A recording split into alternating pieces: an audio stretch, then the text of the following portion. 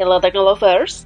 Sejak 1959, Honda telah menjadi produsen sepeda motor terbesar di dunia dengan produksi lebih dari 14 juta unit setiap tahun.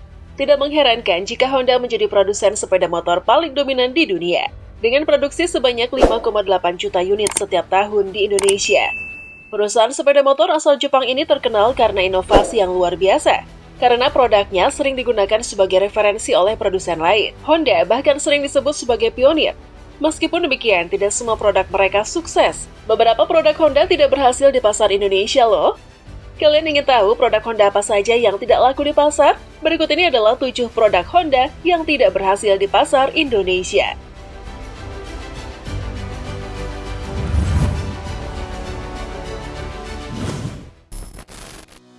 Honda Karisma.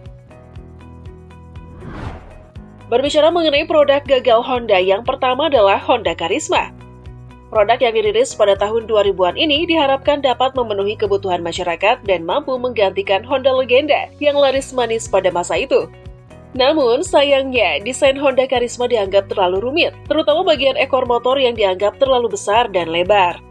Pada awal peluncurannya di pasar, produk Honda ini menawarkan inovasi yang cukup menarik, di mana motor ini dilengkapi dengan indikator bensin digital yang tidak menggunakan jarum. Meskipun demikian, tampaknya kurang diterima di pasar, sehingga hanya ada 2 versi Karisma di Indonesia, Karisma dan Karisma X, dan kedua motor tersebut tidak berfungsi dengan baik. Honda CS1. Di antara berbagai produk Honda yang gagal, motor bebek Honda CS1 adalah yang terakhir.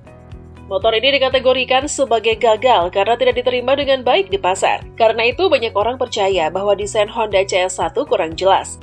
Itu bukan motor sport yang berat, Anda juga dianggap tidak sesuai jika Anda disebut sebagai bebek olahraga. Meskipun kepala bagian depan menggunakan desain CBR dengan tampilan MotoGP, stang khas motor bebek digunakan yang membuatnya terlihat aneh. Meskipun demikian, pelek Honda CS1 memiliki desain sporty yang menarik dan bagian belakang yang menarik. Bagian tengah memiliki desain yang menyerupai tangki, tetapi sebenarnya itu hanyalah desain yang ingin menyerupai sebuah motor sport. Memang, desain Honda CS1 penuh dengan kejanggalan yang mungkin menjadi penyebabnya tidak laku di pasar domestik. Honda Absolute Revo AT. Salah satu produk Honda yang gagal lainnya adalah Absolute Revo AT. Honda tampaknya tidak terlalu bersemangat untuk mempromosikan produk ini. Honda Absolute Revo AT kurang menarik sejak peluncurannya di Indonesia. Tidak banyak juga pendukungnya. Motor bebek jenis ini sangat jarang ditemukan di jalan-jalan kota. Dengan desain 90% motor bebek, Honda Revo AT memiliki transmisi matic. Pabrikan mungkin berpikir bahwa motor ini dapat memenuhi keinginan pelanggan yang ingin motor bebek dengan transmisi otomatis. Selain kurang populer di Indonesia, Honda Absolute Revo tampaknya tidak laku di Thailand. Dari tahun 2010 hingga 2013, motor bebek Wave hanya dibuat di Amerika Serikat. Seperti yang diketahui, selera pasar otomotif di Indonesia dan Thailand hampir sama. Wave dianggap tidak memenuhi selera pasar Thailand. Honda Kirana. Mengapa disebut sebagai produk Honda yang dianggap gagal? Salah satu alasan yang paling tepat adalah karena Honda Kirana mungkin dianggap sebagai upaya eksperimental dari produsen Indonesia. Itu karena penjualan Supra X 110 saat itu masih bagus. Setelah itu, Honda berusaha merilis motor bebek 125cc terbarunya, Kirana. Kirana sendiri pertama kali dirilis di Indonesia pada tahun 2002. Motor bebek ini dilengkapi dengan mesin 4 stroke, 1 silinder, air-cooled yang dapat menghasilkan tenaga 6,7 kW pada putaran 7.500 rpm. Dengan mesin yang cukup besar pada masanya, Honda Kirana tidak selalu sukses dalam penjualan di Indonesia. Salah satu alasan mengapa motor ini dianggap tidak laris adalah desainnya yang mengadopsi model Grand, yang membuatnya dianggap kuno. Namun, fakta bahwa spare part tidak mudah ditemukan adalah alasan lain mengapa motor ini tidak diminati. Meskipun memiliki mesin yang kuat, Honda Kirana tetap memiliki rem tromol yang jelas merupakan kekurangan bagi masyarakat.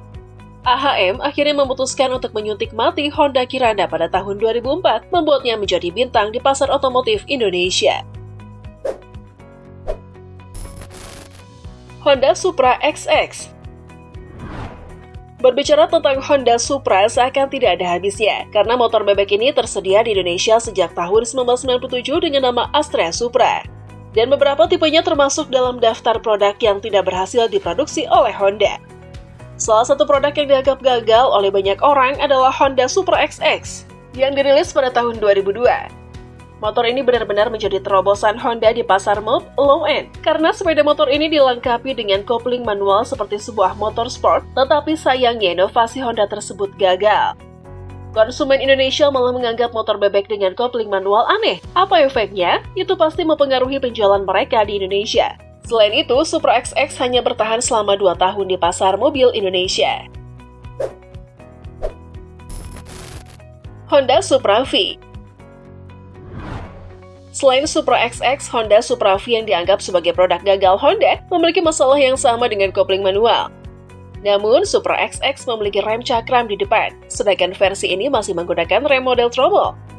Pada dasarnya, mesin tipe 4 stroke SOHC silinder tunggal, Honda Supra V menghasilkan 7,3 PS pada putaran 8.000 RPM.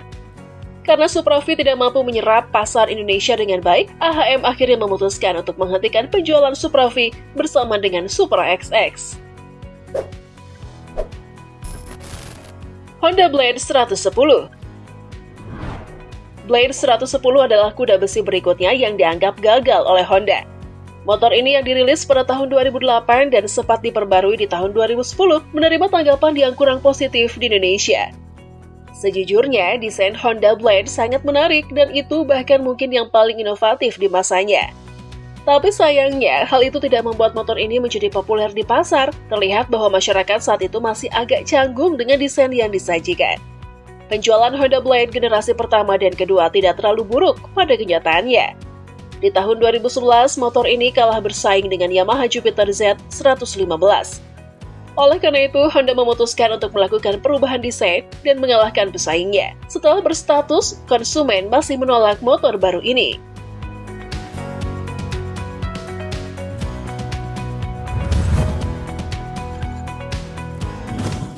Gimana? Sudah tahu kan daftar produk gagal Honda yang dipasarkan di Indonesia? Semoga informasi tadi dapat bermanfaat buat kalian. Oh iya, sejumlah produk tadi dibanderol dengan harga yang sangat terjangkau dalam kondisi bekasnya loh. Oke, thanks for watching and goodbye.